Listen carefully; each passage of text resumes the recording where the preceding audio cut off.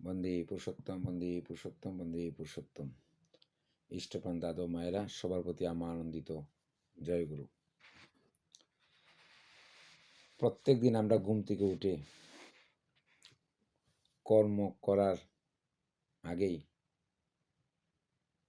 শ্রী শ্রী ঠাকুরের চরণে ইষ্টভীতি অর্ঘ্য নিবেদন করে থাকি। এটা কিছু লোক আছে টাকা দিয়ে ঠাকুরকে ধরতে হয়, প্রতিদিন ঠাকুরকে টাকা দিতে হয়, ইষ্টভীতি নামে এদের একটা ব্যবসা শুরু করেছে। বিভিন্ন জনে বিভিন্ন ধরনের কথাবার্তা বলে থাকে। আমি তাদের উদ্দেশ্য করে কিছু বলি। আমার ঠাকুরের ইষ্টভীতি যদি ব্যবসায়ী হয়, তাহলে তুমিও ব্যবসায় নামো। তুমি তেল বাজো, মুড়ি চপের দোকান খুলো, আমিও তেল বাজা মুড়ি চপের দোকান খুলি, তাহলে তোমারও বিক্রি হবে, আমারও বিক্রি হবে। যদি ইষ্টভীতি ব্যবসায় হয়, তাহলে তোমার নামে ইষ্টভীতির দোকান খুলো।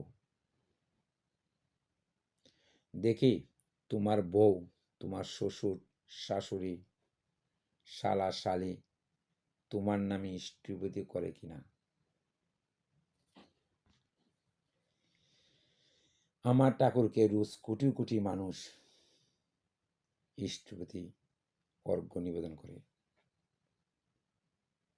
দেখি তোমার নামে কেউ ইষ্টভীতি করে কিনা। যদি না করে, তাহলে আমার ঠাকুর ইষ্টভীতি মোটেই ব্যবসা নয়।